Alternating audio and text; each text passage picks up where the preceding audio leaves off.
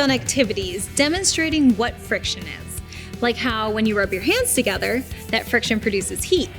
Or maybe you slid a book across two different surfaces to see which one creates more friction. But what does that have to do with the real world?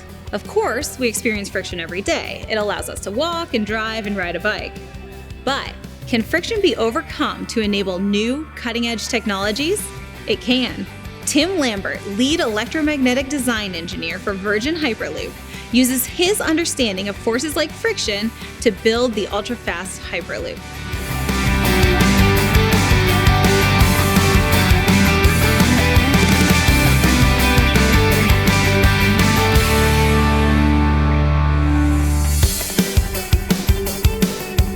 Hi everyone, my name is Tim Lambert, and I'm the lead electromagnetic design engineer for the levitation and guidance systems at Virgin Hyperloop 1. With the help of my team, I designed the magnets that let the pod fly through the tube. So today, we're going to talk about friction. Friction happens everywhere. It happens when you rub your hands together. It's what keeps you from slipping when you go for a run, and it's super important when we start talking about vehicles. To find out more about friction, we've designed this experiment. What we need is some tape, some paper, a pen, something that rolls, and some scissors to cut our paper. We're going to start by rolling this baton down a ramp.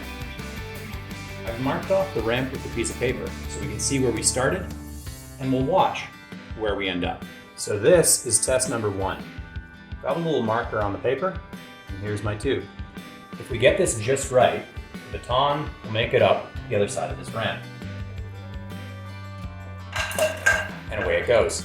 If we start somewhere below the marker, it won't make it up the other side. So what does this have to do with friction?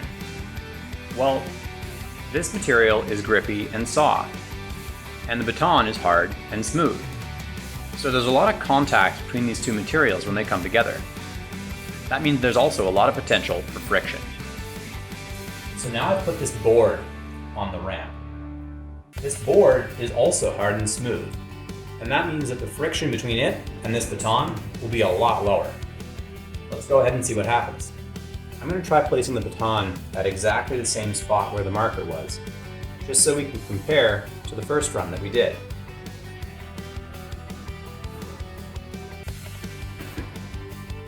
No luck. So what happens if we put the baton up higher? Will it make it up the other side? Let's try. It still didn't make it. Something's going on here. So what's actually going on here? Well, it seems that these two things don't stick together very well. That means there's not very much friction here. So instead of rolling, this baton spends a lot of time sliding. Now normally, you'd be wondering, don't I want this to be slipperier to make something go faster? Well, that would be true if we weren't rolling. Since we have a lot of friction between the baton and the yoga mat, that means that the baton rolls all the way down with no slipping. That means that we don't lose very much of the speed we could have picked up to friction as we slide down the hill. So we know that friction happens when two objects come in contact with one another. The baton in the last experiment, my hands, but what about air? So we can actually test this out pretty easily. All we really need is a soup can with a tear-off lid and an empty drink can. What I'm going to do is just put the drink can in the soup can and watch. As it turns out, there's just not that much space between the soup can and the drink can. And the air that was inside the drink can gets trapped. So how does it get out?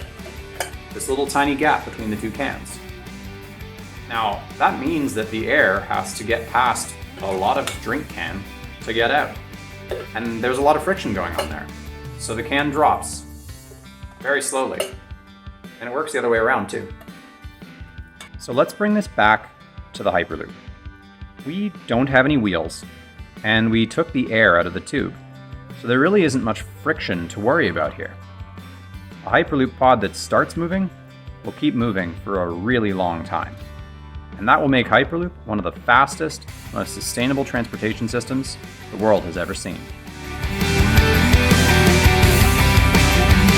Check out today's COSI Connects activity, which is all about friction, and imagine how you might use what you have learned to build the next great technology.